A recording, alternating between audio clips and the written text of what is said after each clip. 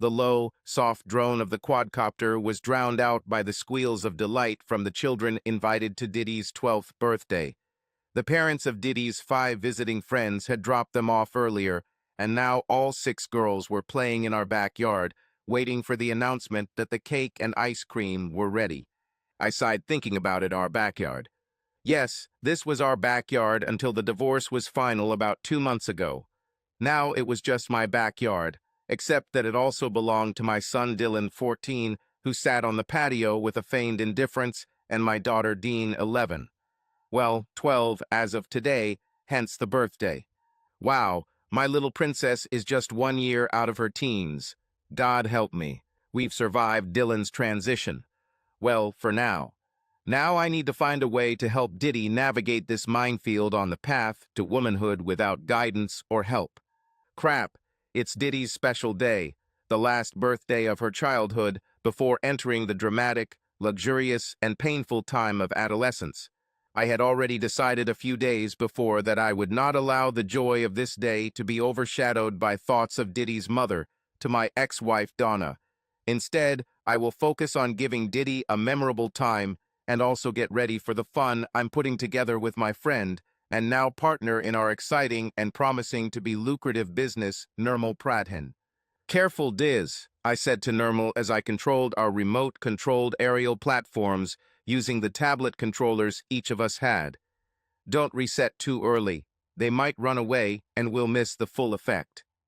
Just make sure you fly the other drone low over the back fence and turn on the lights at the right time, my Indian-American friend replied.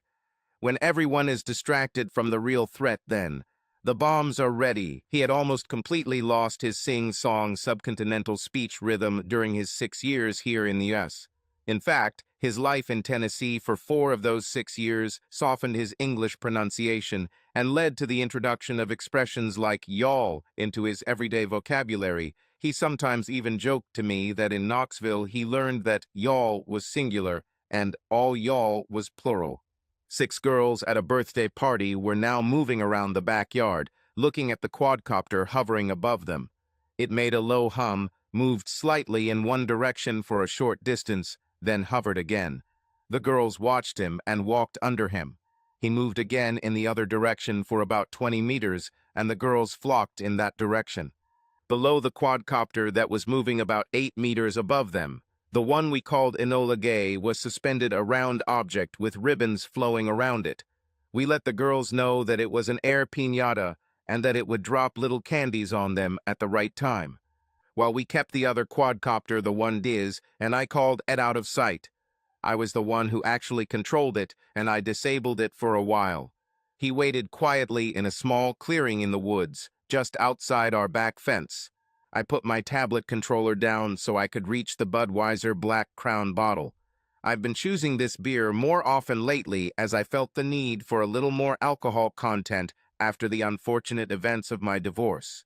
But I wasn't going to get drunk today since I still had to drive.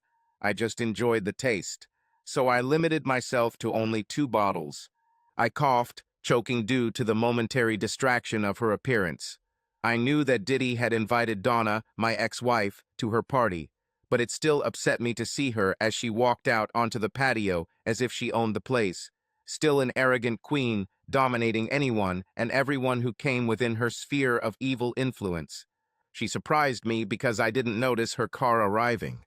I had to cough a couple of times to clear my airway of the stray beer that got in there when she distracted me for a split second.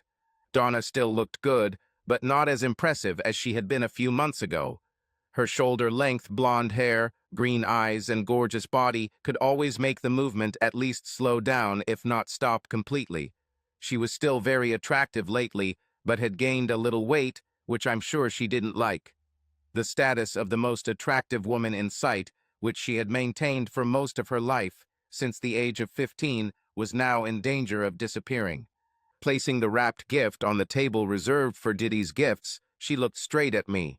At first, without expressing any emotion, her face quickly changed from brief delight to the absence of any emotion, then to a brief moment of sadness, followed by a clear desire to face the moment with determination. She sighed noticeably, trying to put on a polite smile of greeting. Glenn, she said, walking towards me. Donna, I limited myself to answer, turning to our daughter and her friends. I made a more or less successful attempt to dispel the tension that had arisen in my body due to her mere presence. She could still excite me, but now it was a different excitement. I looked at my watch and noticed that time could slip away if I wasn't careful. I put down the bottle of beer and picked up the tablet controller. "It's time, Diz," I said to my friend, standing a few feet away from me with his own controller in his hands. Concentrating on the controls of the Enola Gay, I couldn't tell if he knew Donna was here.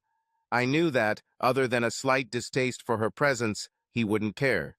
"Okay," he replied, nodding simply as he maneuvered the Enola Gay closer to the back of the yard and the fence. I took my tablet controller and touched a point that activated it remotely.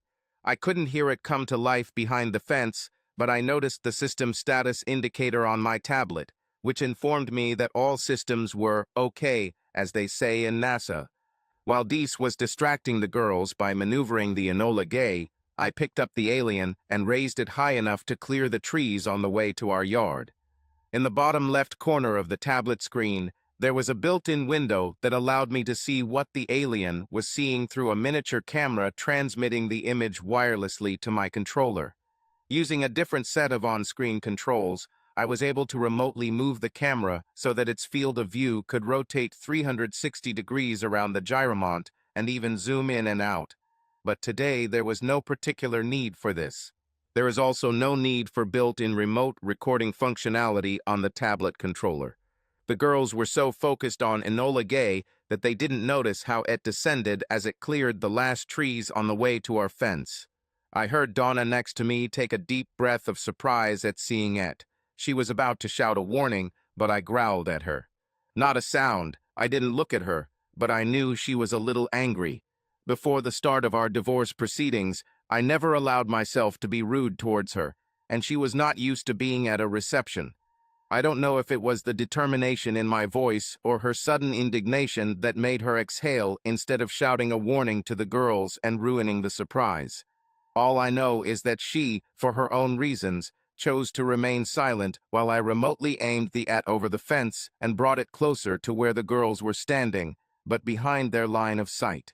I quickly pressed the 2 dots on the control screen to engage the necessary AT functions to perform the surprise. 2 very bright flashing red and green strobe lights began to flicker alternately as AT hovered at a safe altitude just above the head of the tallest girl in the group. A split second later, the sound effect went off. "Ah!" A loud signal sounded, imitating the siren of a police car. The girls screamed and turned in unison to see the frightening sight of 2 flashing strobe lights just above and behind where they stood. In that moment of paralysis, I heard Dees say, "Bombs ready," and looked up from his tablet to see Enola Gay release a round object with ribbons hanging underneath it. The object fell only a meter when suddenly there was an explosion from within with a slight pop, and the object disintegrated above the girls' heads. The ribbons descended smoothly around them just a few seconds after being lightly sprayed with water from a cone-shaped bottle of compressed CO2 that exploded inside the ball. As the Enola Gay began to make its way back towards the patio and D's, I saw a string with the remains of a fuse hanging underneath it. No fuse components flew apart or injured the girls. "Papa," Diddy shouted, partly indignantly, partly with humor, turning to Diz and me, laughing at them. I knew that she was mostly reacting to the fright of the sudden event that Diz and I had orchestrated.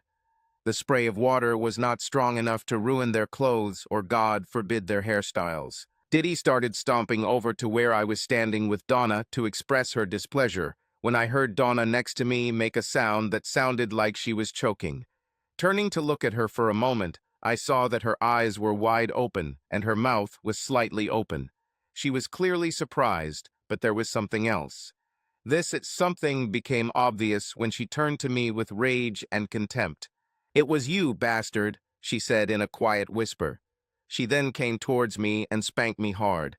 It's a good thing I didn't touch the tablet controller screen when I backed away from her punch. Otherwise, I might have smashed the ET or caused it to collide with one of the girls. As it was, it just hung in place. She calmed down a little and said, "You know, you can be a real cool son of a bitch sometimes." Not having the gift of a witty comeback or the ability to come up with quick one-liners, I surprised myself by answering rather quickly, "You mean, as opposed to being a real cool bitch all the time?" Donna's face turned red, and she stood very still, contemplating repeating the blow a minute ago. But when Did came up to me and put her arm around my waist at that moment, Donna calmed down a little and crouched slightly in front of Diddy so that she was at face level with our daughter. "Happy birthday, my dear." She reached out her hand to touch Diddy's shoulder, and my daughter released me enough to walk up to her mother and put her arm around her waist. Donna, although she didn't seem particularly comfortable with this public display of affection, she had never been one for public displays of affection, especially with me, nevertheless hugged Diddy and said, "I'm afraid I can't stay. I just came to bring you a gift and say that I love you, and of course, to wish you a happy birthday." Donna sounded pleasant enough, but looked at me with hatred. I did not care, and I no longer cared whether she understood the source of her recent misfortunes or not. I simply picked up the bottle of beer and took a sip before placing it on the table. I then tapped the tablet controller screen and landed the ET before touching the screen again to shut down the ET rotary motor. Donna turned and started to walk away when Did let her go and came back to stand next to me. I think she has already reached the age when it is not cool to hug her dad around the waist in front of her friends who are standing nearby and watching everything that is happening. Just as Donna reached the patio, Sandy Malloy came out the back door of the house and called out, "Who wants cake and ice cream?" The girls all ran to the picnic table, where paper plates and plastic utensils were laid out, while Sandy set out the cake. Seeing each other at the same time, Donna and Sandy simply locked eyes for a moment. Donna then looked at me again, nodded and shook her head, gave me the middle finger clearly, not caring that her daughter and friends might see it, and walked towards the car, presumably parked out front. No, Sandy and I weren't a couple or anything. This is not one of those stories where the duped guy ends up surrounded by women. Sandy was a single mother to Virginia, my daughter Diddy's best friend. Sandy became pregnant, but never married. Seeing that I was busy preparing for the party, she volunteered to help.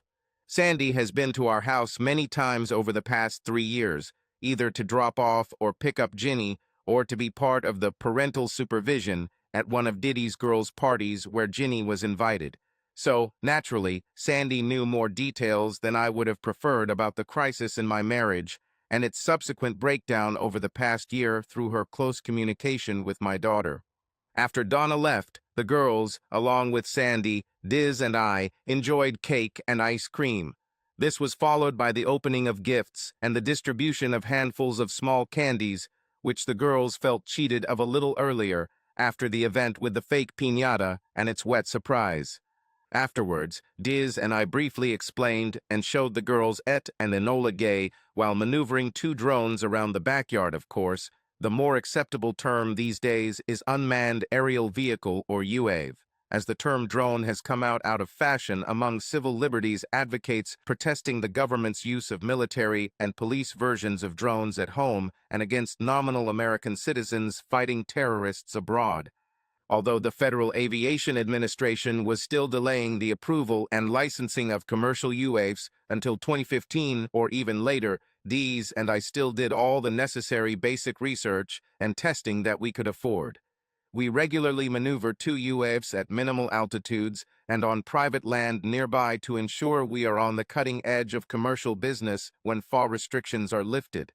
We probably broke a lot of rules in everything we did, but we laughed, telling ourselves that we could carry on as long as we remained literally under the radar. We also had overseas contracts and cash advances for the production of copies and even more advanced versions of Et and Enola Gay from Diz's 2 cousins in India. The 2 brothers were already planning to introduce UAV delivery there, not restricted by Indian laws, which has so far only been publicly announced here in the U.S. by the executives of Amazon.com and Domino's Pizza. These Indian entrepreneurs also saw themselves as commercial leaders throughout Southeast Asia in the use of UAVs for purposes such as remote sensing. Commercial aerial film production was also a lucrative endeavor. Add to these efforts challenges associated with oil and gas exploration and mountain rescue. We talked about the potential for big money. I was quite surprised by the size of the down payment and the promise of even greater rewards in the future. After all, Dees and I have been doing this since he completed his master's thesis last year while interning in the UAV research program. The FAW finally approved extensive UAV research at only 3 universities: Texas A&M University, Virginia Tech, and the University of Alaska Fairbanks. Dees was part of the program at UF when he started renting a room from us.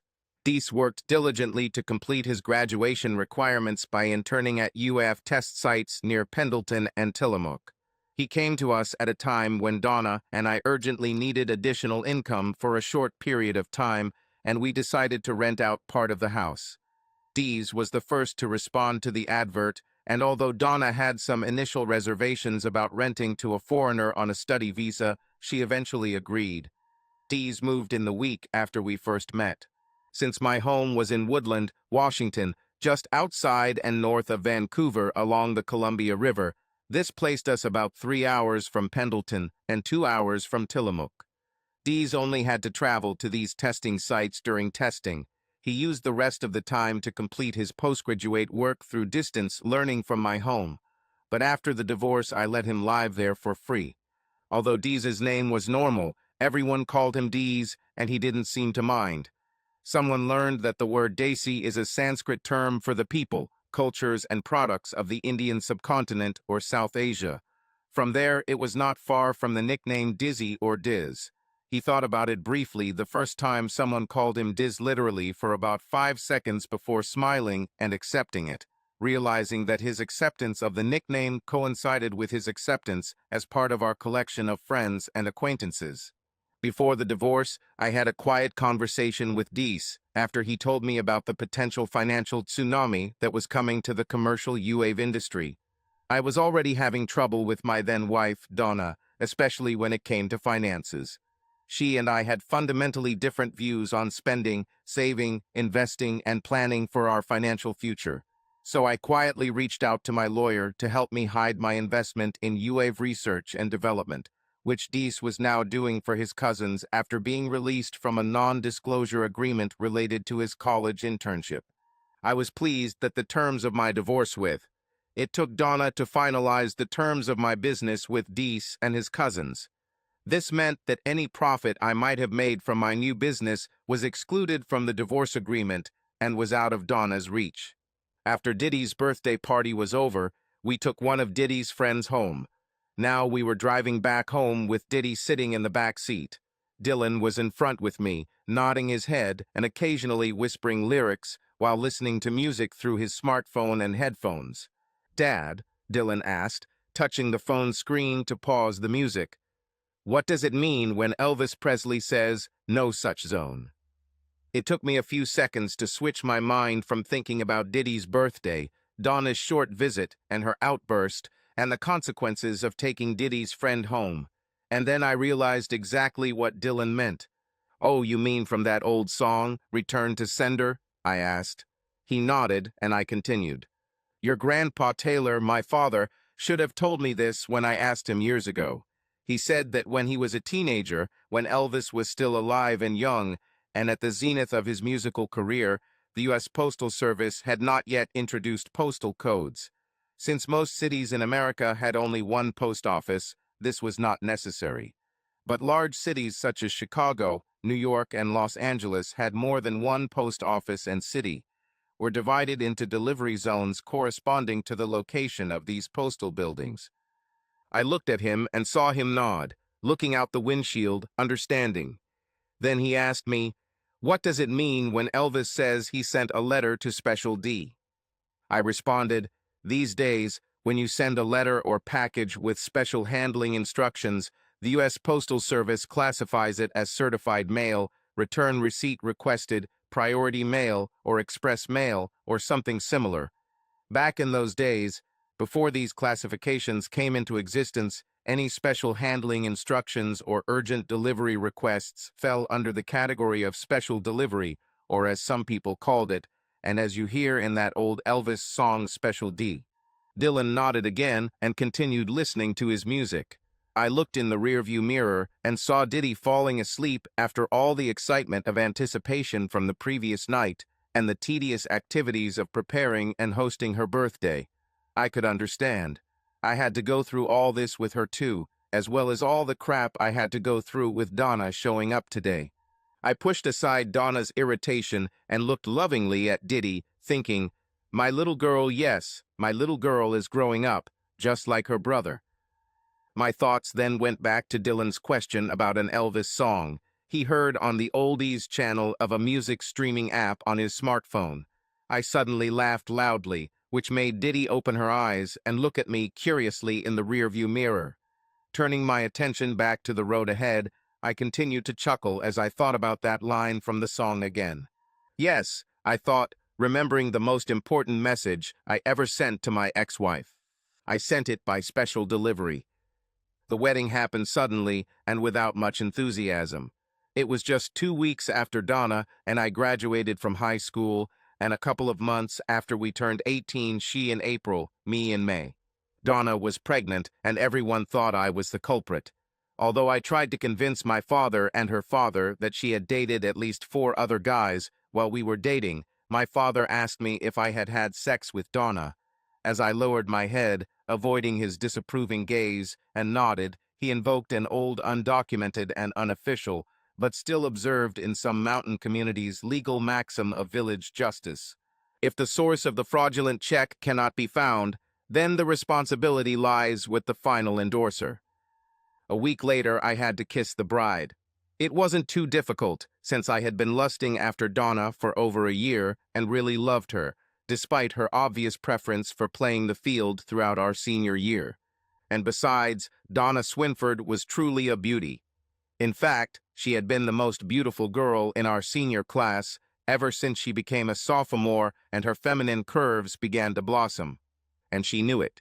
Donna used the power of her looks in many ways during her time at school. She was considered the queen bee at school. She won over boys and destroyed other girls with her looks, comments, and attitude, and, according to rumors, even seduced some male teachers in order to get passing grades. But this last fact was never confirmed, and as far as I know, she never confirmed this to anyone. The rest of the stuff was common knowledge. After we were officially married, Donna's father offered to let us use the small apartment above his garage as a place to stay while we tried to cope with parenthood, work, and the difficult pursuit of higher education. After our boy was born, Donna, although her mother was not particularly happy with our living situation, was still more than happy to be able to care for Dylan during the day, while Donna worked a day job and I attended college and worked evenings several times a week. We may not have had the best start as a married couple, but Donna and I grew as a family and began to enjoy our lives together, and we even began to experience feelings of true love, as far as I could tell. We struggled financially at first, but with some pretty good jobs coming our way, and the pay raise I received after graduating from college with a business degree and being hired by a local company, we started to breathe a little easier. Our sex life together was amazing the first year. I've never had such a constant source of sex as I do now, being married. And Donna, who enjoyed sex before we got married, was delighted with our sex life. At least that's what it seemed to me. Less than 2 years later, our sexual activity began to noticeably decline.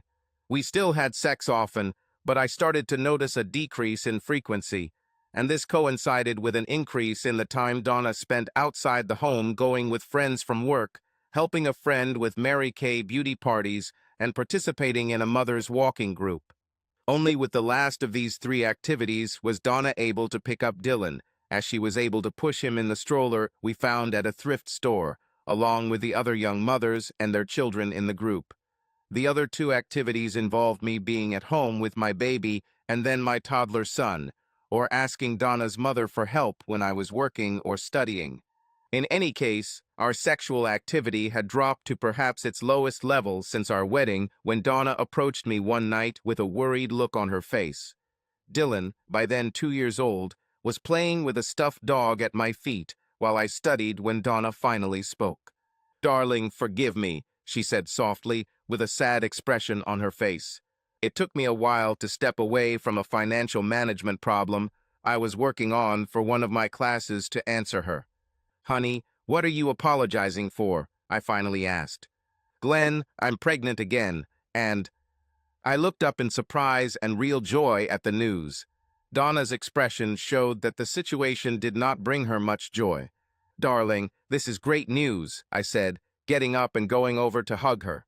She didn't get up right away, instead forcing me to take her by the shoulders and lift her up for a hug and a kiss. Her enthusiasm might have been low when we started kissing, but she eventually kissed me back. I tried to let her know that I was glad to be a father again. In the end, Dylan turned out to be a delightful child and had not yet gone through the terrible 2 years that we often heard about from friends. About 9 months after that evening, Dean was added to our family. Let me tell you, this little girl won my heart from the moment the doctor cut the umbilical cord, cleaned her, wrapped her, and gave her to me to weigh. I was now officially a member of the Soft Daddies Club, being the father of a daughter, and I didn't even know it at the time. The next day I commented to Donna, while Dean was learning to breastfeed, that the baby must have gone to her family as her earlobes were not the same as those in the Taylor family. Donna inhaled sharply and immediately began to cry as soon as I said this. "Darling," I asked in surprise, "what happened?" Donna pulled herself together and looked at me strangely. Then she smiled sadly through her tears and said, "Glenn, honey, I'm just so tired from giving birth, and my mind and body are so agitated from the meds and all my hormones trying to get back to normal, I guess. Forgive me for all these emotions." She continued to look at me strangely for a while. Then I couldn't understand what was the matter. But then something seemed a little off with what she was saying, but I decided to believe her story out of love for her and our children and my own excitement. "Donna, I know it's been hard. Rest now and prepare to return home tomorrow. Mama Swinford has prepared everything in the nursery and is looking forward to us all coming home, especially little Dean." I smiled at her with as much love as I could express at that moment. Donna looked at me and responded with a smile and a raised eyebrow, one of her nonverbal cues to invite a kiss. I complied, and we both giggled at Dean's slight burp between us. Donna tied the pipes after Dean was born, declaring that 2 children was enough for her. We discussed this, and although I was not in favor of closing all avenues to expanding our family, I ultimately agreed with her. 11 years passed, almost to the day when I learned that we had been living a lie for a long time. After I got my degree and a good job, as I mentioned earlier, we began to feel the financial pressure we had been experiencing up to that point. We still had debt, but it became manageable. Banks like to categorize debt as good debt and bad debt. We soon achieved that balance between good debt and bad debt, which, coupled with recent changes in banking laws, allowed us to qualify for a low-interest mortgage. We also found a small but comfortable house at an affordable price, thanks to the bank's desire to receive income from the property seized during the divorce. Everyone was happy. The bank, since they were now making money from the property, Donna and I, because we now had our own place, and Mom and Dad Swinford, because they finally got rid of us from their apartment above the garage well. Mom Swinford was not so happy, since she did not see Dylan and Diddy as often as before. When I started kindergarten, Donna successfully convinced me after some hesitation to let her return to work during the day while the kids were at school. She assured me that this would not affect our family time or time spent with the kids or me. For the most part, she kept that promise. Around the time Dylan was about to start high school in our Vancouver area, Grandpa Taylor was forced to deal with the grief of losing Grandma Taylor. A short time later, he called my father and I to meet him at his home. "Tom," he said to my father, "I know you and Ruth love where you are and don't want to move. For this reason, I want you to consider deeding this house to Glenn as a one-generation pass.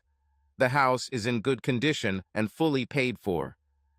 I expected my father to object to his own father neglecting him in this matter, but he seemed okay with it. After all, he and Mom although not rich, were financially quite secure. I was still surprised and asked, "Grandpa, don't you want to stay here among the memories of Grandma and you together?" "Son," Grandpa Taylor said with a sad smile, "that's why I need to move out of here. These memories are so sweet that they make me sad that she is no longer here to talk to me about them. No, I want you to have this house for your young family, and I'm going to take an old motorhome from a communal parking lot and go see some places here in the Northwest that I never got to see before I was too old for this." So Donna and I, along with our 2 children, became residents of my grandfather Taylor's home in Woodland, north of Vancouver. When the new deed was registered, Grandpa Taylor insisted that it be in my name only. I didn't realize it at the time, but now I'm glad he did it. It made the house somewhat divorce-proof. If he had not done this, it would have been very difficult for me to fight for and win custody in the litigation surrounding our divorce. About a year ago, Dees had been renting a room from us for about 8 months when I noticed a change in his behavior. He weakened in the weeks after he first came to us, and Donna and I easily engaged him in conversation after that. He showed remarkable patience with the almost constant stream of questions from the then 13-year-old Dylan. I noticed a change in Diz's behavior, but decided that he was probably trying to solve some technical problem with the UAVs we were experimenting with. "Yes," I said, "we." The company I worked for in Vancouver coordinated large-scale catering operations in support of several airlines operating out of Portland International Airport in Oregon. PDX was located directly across the Columbia River from Vancouver, Washington, only about 13 miles on Highway 14 and I-205. Each day, our caterers, cooks, packers, and transporters prepared, packaged, and delivered custom airline meals to PDX, customized for the flight deck on large aircraft to serve in flight meals. We pride ourselves on providing quality prepared meals at a very competitive price. The fixed base operations coordinator at PDX agreed with this assessment as he renewed our contract annually. Thanks to this, we were a very profitable enterprise. Some of the profits distributed came in the form of periodic bonuses rather than salaries. As a department manager, I received some bonuses that were surprising in their generosity. As I mentioned earlier, I realized early in our marriage that Donna and I had different ideas about financial management. To prevent my bonus money from becoming a noticeable stream of cash flowing out of my home, I took some protective measures.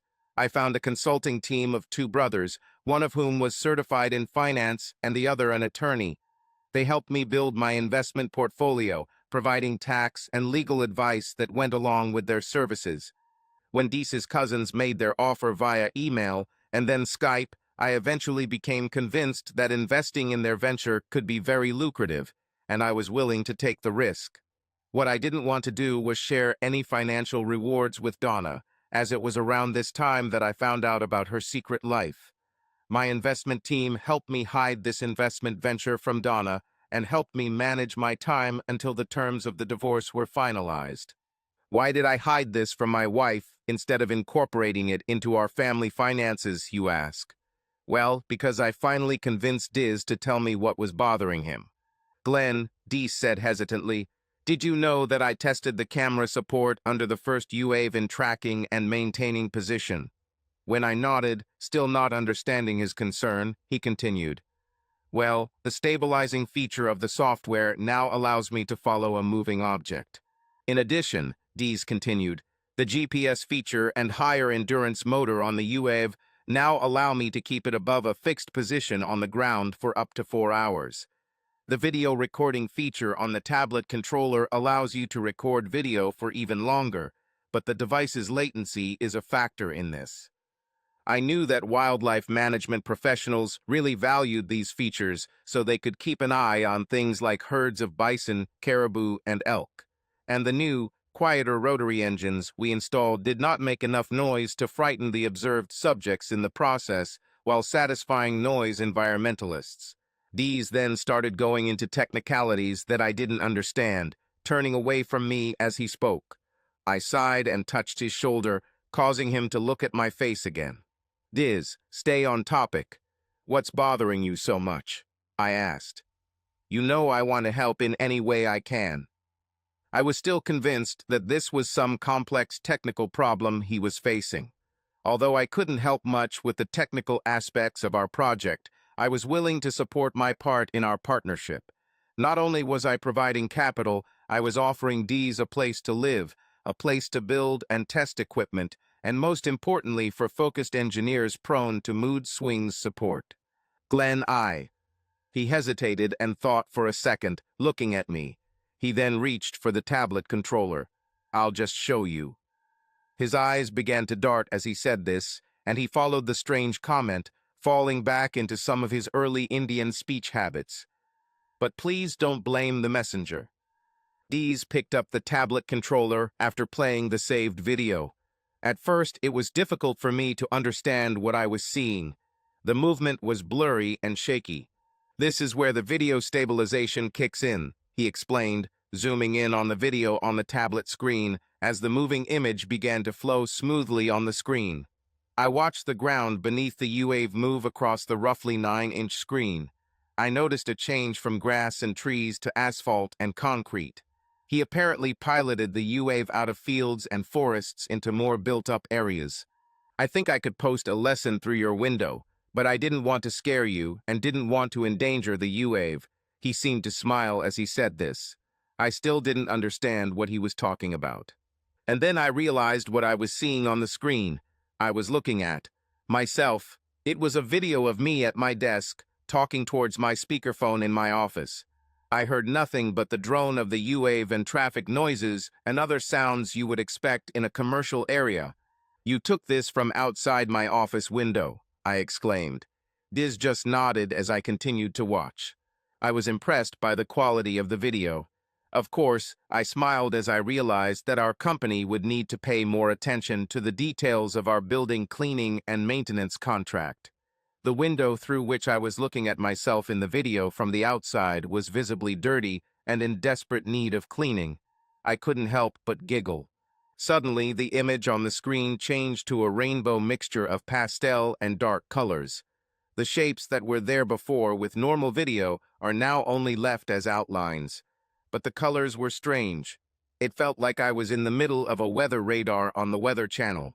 "It's infrared," Dees said before I could ask. Now that I realized I was watching the video in infrared mode, I realized that different colors actually represent different heat signatures. The window, since it was in direct sunlight, obviously distorted what was viewed through it, as it had its own heat signature. "Diz, this is amazing," I said with a smile. "I know the wildlife service guys are going to have a blast tracking the herds." Dees didn't answer this. He handed back the tablet controller and activated what looked like another video file. He sighed and handed it to me to look at. This time, the video started in infrared mode. From the shapes I saw, I realized that the drone was hovering over a parked car with a driver and a passenger in it, based on the heat signatures. As I watched, human forms got out of the car and walked towards the trunk. Their actions were indistinguishable, but they could be removing something from the trunk of the car. They walked away from the car, and I noticed that the angle of the video had changed to keep them in view, but the position of the drone had not changed. I had to avoid the tree they ended up under after they got the blanket out of the trunk. Dees started to get nervous as he said that. I noticed that the Indian accent had returned to his voice. Diz sighed again as the screen switched from infrared to video mode. This way I could see that the video was shot in daylight, late morning, or early afternoon, depending on the light level. Another thing I was able to see was the clear sight of my wife Donna, naked and in the arms of Dean Winston. Winston was one of our classmates at school and was known to be a womanizer. He was also one of the 3 or 4 other guys Donna was dating when she and I were forced to get married because she was pregnant with Dylan. Not surprisingly, I was less than thrilled to learn the year before, following Dee's revelation, that Dean Winston had returned to Vancouver after finishing his studies at Boise State University and working for several years in Seattle. Moreover, he now worked for the same company that Donna worked for. How convenient is this? When Dean and Donna's on-screen characters were finally completely naked, and she was lying on her back on a blanket with him between her thighs getting ready for action. I turned away and cursed. I put my hands in my pockets so as not to hit something out of anger. Or anyone. Diz paused the video and clutched the tablet controller to his chest. "I'm so sorry, my friend," Diz said. "I was just trying to test the tracking and hovering features on easily recognizable people and objects. So I mainly used you and your wife so you could test how well the systems worked. I didn't know that when I started." Diz fell silent because I was no longer listening to him. After 3 minutes of silence in the room, broken only by the heavy breathing of my anger, I finally spoke. "Is this the only video you have?" I asked. Diz hesitated for a few seconds and said, "I have 3 more entries, but there were other cases." Silence fell again. After half a minute, I said, "Is it about the same every time?" I didn't really want to know, but it was just something to say at that moment. After all, my thoughts had already turned to those related to the dissolution of my marriage. "No," Diz replied. "Based on the other 3 videos and other observations, they take long lunch breaks together and go to a quiet area near Vancouver. They usually stay in his car and—" Here he simply touched the screen to start another video. The brightness and contrast of this video were very different, and I commented on that. "It's because of the rain," Diz said. I nodded. Yes, it rained a lot in the Vancouver-Portland area in the spring. I could understand why they preferred to stay in Dean Winston's car during their meetings. Heck, I remember hearing Winston showing off his new car with the huge panoramic sunroof. Some cars with this feature have a full glass roof, others with several panels. They are all designed to open the entire cabin to the sun and allow at least part of the cabin to be open to fresh air. Some people enjoy the wind in their hair, others just like to sit and watch the stars in the evening. Of course, when it rains, which often happens in the Vancouver-Portland area, the panoramic sunroof still provides visibility, but without having to endure rain in your face, or, in the case of the ladies, in your hair. Dean Winston's car was a Chrysler 300s with all the bells and whistles, including a 2-panel panoramic sunroof, which he loved to brag about. Yes, the ladies liked to do it in the luxury of my car, enjoying the beauty of the sun and the stars above. I heard him say this at least twice at work parties I was forced to go to with Donna. I didn't hear my wife mention Dean or do anything at these meetings that would make me suspicious. It seems my wife and her long-term lover have become very good at hiding the signs of infidelity. As Diz held the tablet in front of me, showing the betrayal of my bitch wife, I saw the heat signatures show that they were doing something similar to taking off clothes in the front seat of the car. They kissed often while doing this. Finally, I saw the passenger move into the back seat, and they were having sex. I didn't see any signs that the driver was trying to put on a condom, so I assumed they were doing it without protection. Not only did my bitch wife cheat on me, she put my health and possibly life at risk by allowing that son of a bitch to have sex without protection. With his apparently carefree attitude towards sex, I wouldn't be surprised if he frequently contracted 1 or more forms of gonorrhea throughout his so-called adult life. "Dis," I finally said, "I'm going to need copies of these videos. And it looks like I'm about to have a serious conversation with my future ex-wife about her extramarital affairs, so to speak. I will also need these videos as evidence when I sue for custody of my children." Diz nodded and said, "Given her background, are you sure?" He suddenly fell silent, but I understood what he meant. Are the children even mine? This is something I would need to test from a biological perspective. But from the point of view of love, it didn't matter. My children were mine. I didn't care who conceived the child. I loved Dylan and Dee Dee, and they loved me. I wouldn't give them up without a fight, and even then I wouldn't rest until I got them back. However, Diz had a question. "Yeah, I guess I need to do DNA tests, huh?"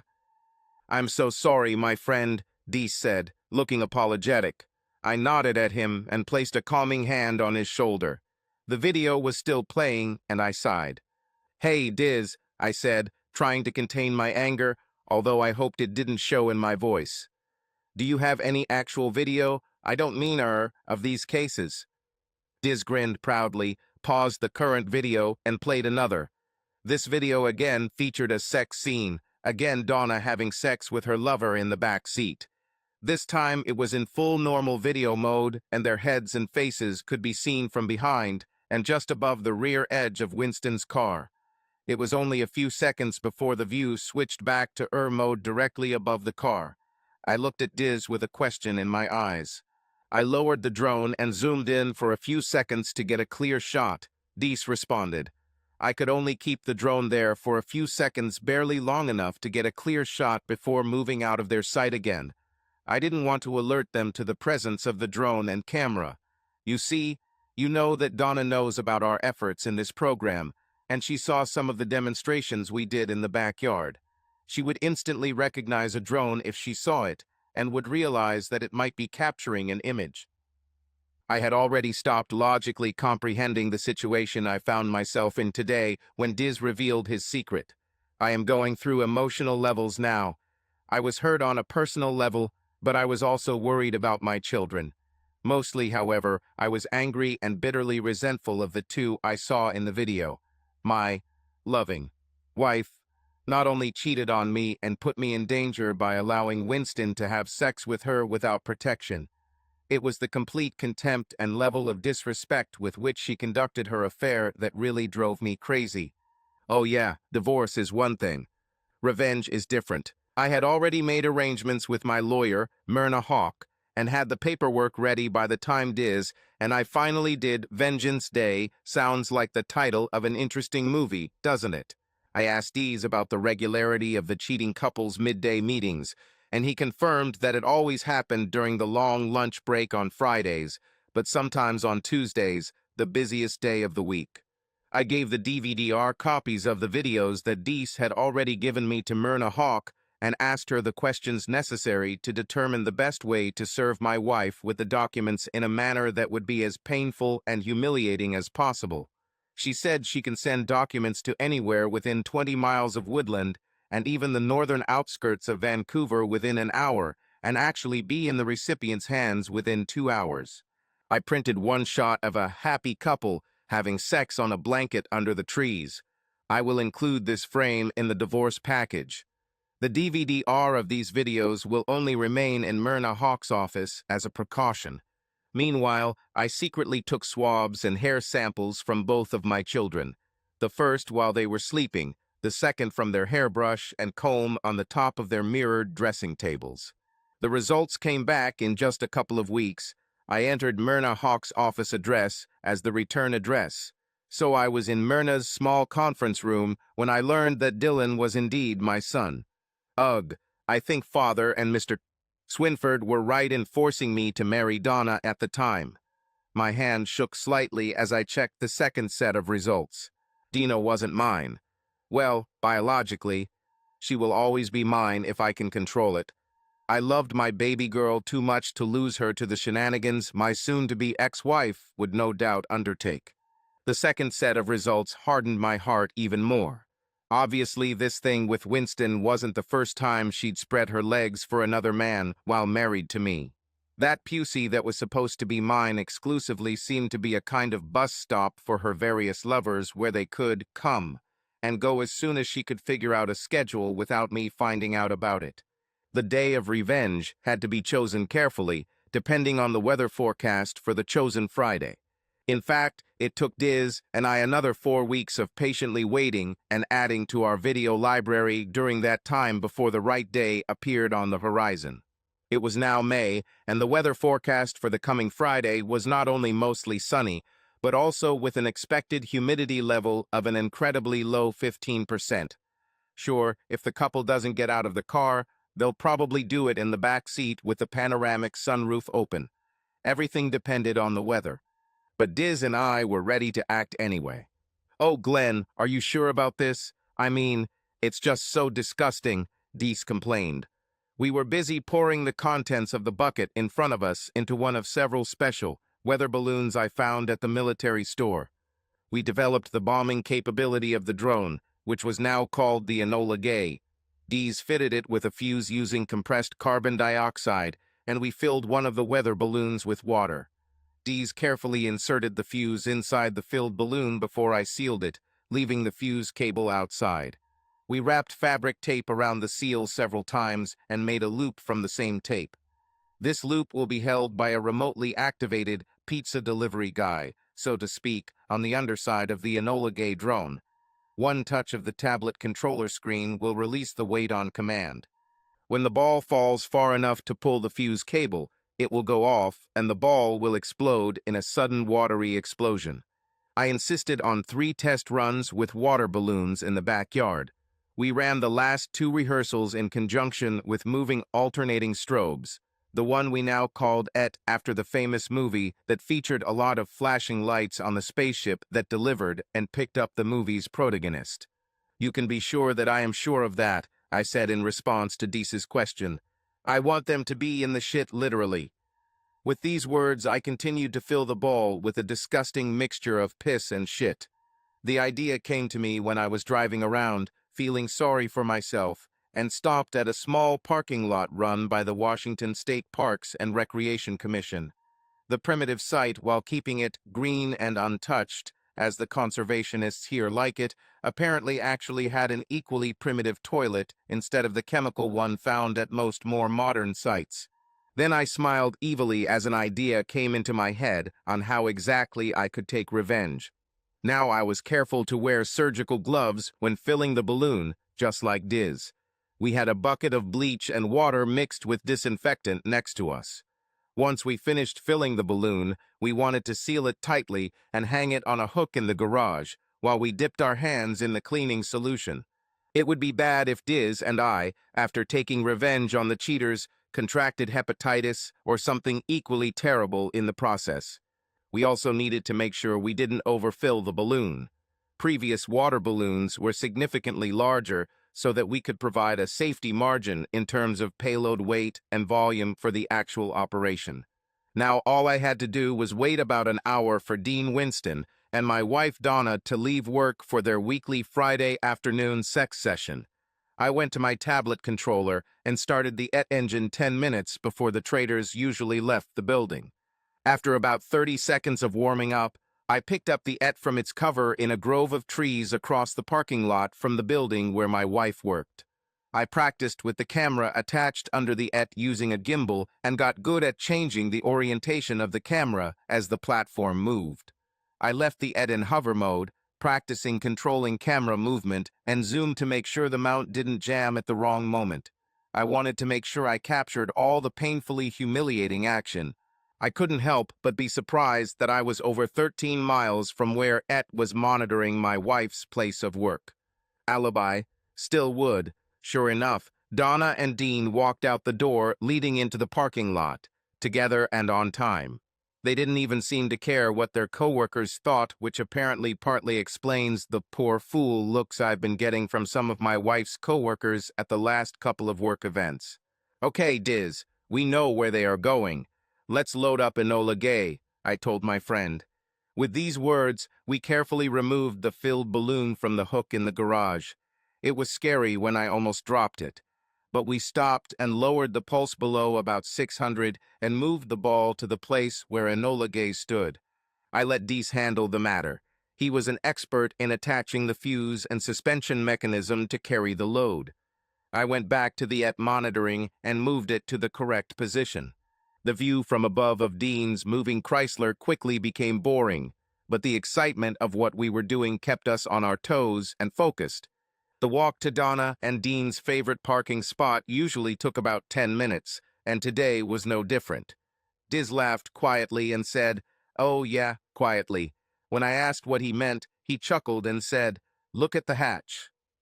As I turned and zoomed the camera a little to get a good view, I saw that Winston had opened the panoramic sunroof of his luxury car so they could feel the spring breeze as they drove. I prayed to myself that they would leave it open. It had rained the night before, so the ground was very wet. Today, however, the weather was gorgeous, around 60 degrees and mostly sunny, with the humidity temporarily leaving the area. The conditions could not have been better for our purposes. Of course, as soon as the car stopped, the couple got out and saw that the ground was too wet to have sex on the ground under the trees. They embraced in a passionate kiss and began to undress each other. We watched from a corner among the trees nearby as they took off each other's clothes without shame, right in the open air. They then leaned into the car to place items in the front passenger seat footrest, kissing and caressing each other between removing each item of clothing. Damn it! I thought she was still an attractive woman, even if she was flawed. I noticed in passing that Dean Winston's equipment was in the Goldilocks category, not too big, not too small, just noticed, without dwelling on it. I watched, gritting my teeth, as my wife of almost 15 years opened the back passenger door of the car and climbed inside, preparing for sex. I kept the Ed in hover mode to the side, out of their line of sight, and told Dees to begin his maneuver. From this point on, I slowly and carefully moved the Et to a position below the line of sight and behind the curve of the trunk of the car in which the cheaters were now having sex. I almost wondered when I heard Diz's warning. "Okay," he almost shouted. Having come to his senses, he said, "Final approach. Strobe and signal in 3, 2, 1. Then, in a calm voice, a little louder than a whisper, he said, "Now." I raised the Et to the level of the rear window. I caught a glimpse of the ecstatic expressions on the faces of a couple having sex in the back seat as I activated first the strobe lights and then the police alarm. Today, I covered the strobes with dark blue film. As the bright flashing lights came on, I chuckled briefly, thinking about what must have been going through the couple's minds. The lights looked like those on the roof of a police car. Woo-woo. This sound has been almost universally recognized in the United States as a police car horn. As planned, the couple stopped moving and stood still for a few seconds.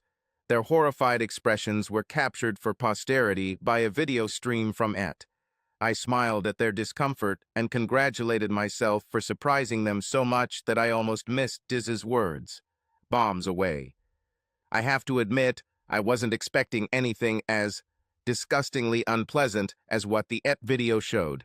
The movement inside the car behind the couple in my viewfinder looked like something falling through the hatch, but it only lasted a moment before the rear window, except for the area covered by the couple's heads and shoulders, was covered in a disgusting brown film. It took a few seconds for the couple to realize that they were now covered in a brown haze of piss and soft shit, like the entire interior of Dean Winston's precious luxury Chrysler 300s. They were looking out the back window as Deese's device exploded, leaving their faces minimally covered with only residual drips from the ceiling of the car. This was planned when Diz and I were developing the attack. I had to make sure they were facing away from the fuse so they didn't get shit blown in their eyes. We didn't want to blind them, or in their nose or mouth. We also didn't want them to swallow anything. After all, it's one thing to tell someone to eat crap and die. It's another thing entirely to realize that if they actually eat even a little crap, they could very well get so sick that they die. I wanted to get back at them rather than worry about being accused of murder. "Mission accomplished," Dees said in a suddenly authoritative voice. Then, more gently, he added, "I think it's time to wind down, my friend." With that, we directed Enola Gay and get away from the scene, keeping them at low levels. We got them home within 20 minutes and celebrated with our arms around each other and a Budweiser Black Crown. Diz left on my instructions, leaving me at home to await Donna's ignominious return.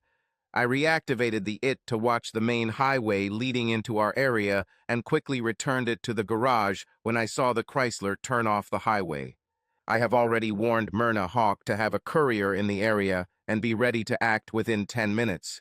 She gave me his cell number, and I put it in my phone to alert him when I saw Donna's car pull up to our house. My car was parked a few houses down from ours, so Donna wouldn't know I was home. I must admit that Winston's car was beautiful, at least from the outside. When he put it in park, I could still see brown streaks on the inside of the windshield. I think he used his tank top or something to wipe it down enough to drive. When the passenger door opened, I saw a pathetic figure. Donna's face was cleared of the nasty substance that had clearly permeated the entire interior of Dean's car, including all the clothes they had piled into the front passenger footrest while they were doing business in the back seat. I knew this because I watched the Enola Gay video while Diz and I were enjoying our post-flight beers. Diz's accuracy was phenomenal. The ball of shit entered the car directly through the open panoramic sunroof, and the detonator blew its disgusting contents just a few inches above the center console between the front seats. The Enola Gay's camera captured a brown explosive effect that spread throughout the entire car almost instantly, even down to the footmat where their clothes were folded. A relatively small number escaped from the hatch, thanks to the focus direction of the fuse set by Diz. The guy was really talented at this. I watched as another dark car pulled up to the curb, and its driver got out and walked towards my porch. He looked like a man in his late 20s or early 30s, and he was carrying a large manila envelope. He walked quickly across the yard and caught up with Donna before she reached the porch. I opened the window in the living room slightly so that sound could travel in both directions outside and inside. He got close enough to Donna and began his formal speech. Donna, I couldn't help but laugh. He started again, trying to speak and breathe through his mouth at the same time. Donna Taylor, he asked, sounding like he was trying to breathe through his mouth and talk at the same time. Humans, this smell must be really terrible. Yes, but I can't. Talk now. She replied, trying to get rid of him. Bless his heart, he pressed on and simply said, Here. I looked out the window and saw Donna take the envelope he handed to her. I think it was a reflex reaction. He then quickly walked to his car and said as he walked back, Donna Taylor, you have received a summons. He snapped a photo of her on his phone, still stepping back to capture the event, along with the date and time of service of the summons. Winston wanted to leave immediately. Apparently, he wanted to distance himself from his old mistress, take a shower, find a cleaner with the courage to clean his car, or an arsonist who would simply set it on fire and bring it out of its misery and move on with life, looking forward to the weekend. It took him a few minutes to get out of my parking lot because the delivery driver's car was partially blocking him. The courier took out another envelope and walked up to the driver's window of Dean Winston's car. I didn't hear it, but it looked like the delivery guy had confirmed Dean's identity and simply tossed the envelope out the window, stepped back to take a photo, and drove off. Apparently, the smell was just as bad around the car as it was around Donna. I moved away from the window so Donna wouldn't see me watching the events unfold in my front yard. I heard her son. I don't know if it was a son of anger, sadness, self-pity, or a mixture of all three. I heard a few more after that. She tried to use her key and found that it no longer worked. I took the opportunity this morning to change the locks and replace the garage door remote before the retaliation operation began. She still didn't know if I was home, but she still rang the bell and listened. She knocked on the door several times and kicked it once. Then I heard a sound like she came down onto the porch and sat down by the door. Some time has passed. Then I felt my cell phone vibrate in my pocket. I turned off the ringer so that she would not detect my presence in the house. I walked into the kitchen before answering the phone. What? Usually, when I saw her number on the screen, I would respond with, hello, darling, or some other endearing word, not this time. Glenn, darling, something terrible happened and She broke into a burst of loud, pitiful crying. I stayed in touch until she calmed down after a minute. Oh, Glenn, I can't get into the house. My key doesn't work. And I need to shower and cleanse so bad. Ugh, I almost laughed, imagining her sitting on the porch, crying, feeling her shit-soaked clothes chafing her skin. Finally, I spoke. Donna, did you receive the package I sent you? Yes, she replied. What is this? The rude man who gave it to me said that I had received a summons. What did he mean? I couldn't believe she didn't figure it out. Well, I guess you should open it up and see exactly what he meant, I said. I couldn't resist using a harsh tone in my response. I heard her tearing the envelope, probably holding the phone to her neck and chin. Glenn, why are you suddenly so angry? Oh no. No. I had Myrna Hawk make sure that the first item in the divorce packet was a photograph of Donna and Dean having sex on a blanket on the ground. From the angle at which the photo was taken, it appeared that the tall man with the camera had taken it from about 30 feet away using a zoom lens. The secret of drone video will remain between a few of us. Contrary to what most people expected, the divorce went smoothly for me. A timed and dated snapshot of the cheaters may have helped, I don't know. Since Washington state does not require fault in divorce and does not require a period of separation before divorce, the process was fairly quick. I received the house because it was in my name, but had to provide a significant amount of monetary assets to Donna. This included a minimum of 2 years of child support since she was still working. Since the house was mine, the court decided that it is in the best interests of the children that a pattern of interaction is maintained, changing only as much as is necessary due to changes in the parents' relationship or as required to protect the child from physical, mental, or emotional harm. Simply put, this meant that the children should remain in the house with me so as not to change their usual interaction pattern. To Donna's credit, she did not try to portray me as physically, mentally, or emotionally abusive. If she did, I would provide Myrna Hawk with a list of witnesses who would testify that I was not abusive. I was unable to completely free Dylan and Dee Dee from Donna's influence because the court ordered shared decision-making, which meant Donna could still be involved in the children's lives.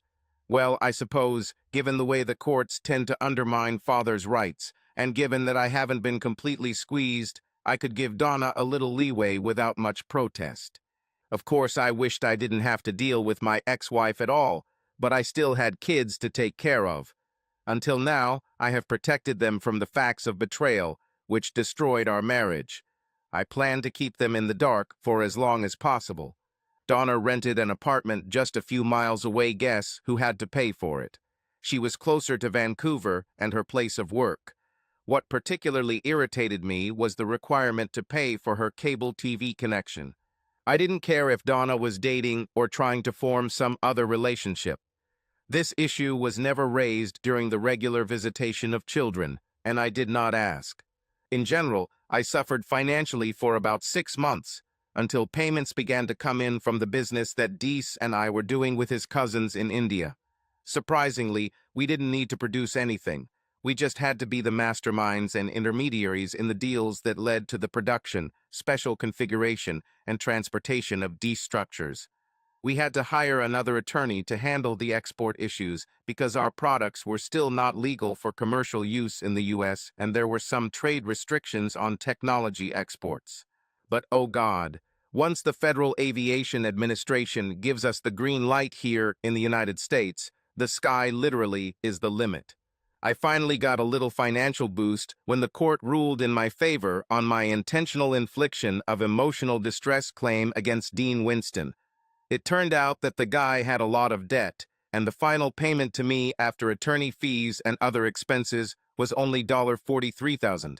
Ah, well. In the meantime, I was still making good money at my day job. Life started to get better a few months after the divorce, I think. I started to miss my intimate life a little. I laughed when I learned that Dean Winston's insurance agent refused to declare the car a total loss, insisting on a thorough cleaning and return to service. I knew, as did Dean, that he would never get rid of the smell of shit in his upholstery. Dean continued to insist that police were on the scene when the hoodlums damaged his car. He argued that the police car's incident camera should have captured some evidence to support his story. Calls to the State Patrol and the Clark and Cowlitz County Sheriff's Departments seeking the name of an officer or deputy who might be there yielded no results. Diz and I were tight-lipped about the shit-bombing incident. We didn't really say or do anything to raise suspicion until Donna witnessed our little show tonight at Dee Dee's party and finally connected the dots. I put Dee Dee to bed after we took her friend home. Dylan went to his room and probably surfed the internet before finally going to bed. "Did you enjoy your 12th birthday, baby?" I asked Dee Dee as she covered herself with the blanket. Soon it will probably be a few months before I will no longer be welcomed into her room at bedtime. She's clearly growing up before my eyes. "Papa," she said softly with feigned irritation. "I am not your baby." Then she giggled. I couldn't help myself. I started to cry quietly. She saw my tears and said, "Dad, I didn't mean to. I just meant." "Honey," I said as I gathered her into my arms for a hug, blanket and all. "You will always be my baby." She hugged me back and said, "I know, Dad. I know." I kissed her forehead, and as she lay back down, I looked into her eyes and said, "You're just so special, Dee." She smiled at me and closed her eyes. The DNA results that showed I was not the father of this little girl will never see the light of day if I can help it. I couldn't know for sure, but given Donna's insistence on naming her, the odds were pretty high that Dean Winston had impregnated Donna during one of his visits from school in Boys all those years ago. This could be Donna's way of secretly laughing at me.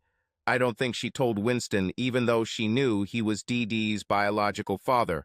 Otherwise, she would have to answer questions about her other lovers, and this would probably come up when he tried to fight my lawsuit against him. It didn't matter now. I had my kids with me, and my cheating bitch ex-wife was out of the house. I went downstairs and looked at my watch, noting that it was only 9:10. I usually don't answer calls after 9 in the evening, letting the answering machine take them. I always thought it was rude to call my house after 9 p.m. unless it was an emergency.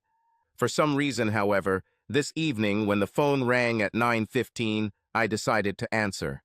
I was surprised, but somehow relieved to hear a voice on the other end.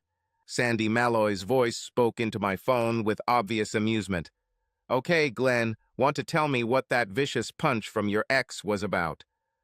Remember when I said earlier that this is not one of those stories where the cheated guy has ready female company when he finally divorces his cheating wife? Well, maybe I was wrong. And subscribe to our channel so that your love doesn't cheat on you, and go ahead and listen to the next story, because this story is nothing compared to the next one. If you're under 18, don't even think. Click to the next one. Click to the next one. Click to the next one. Click to the next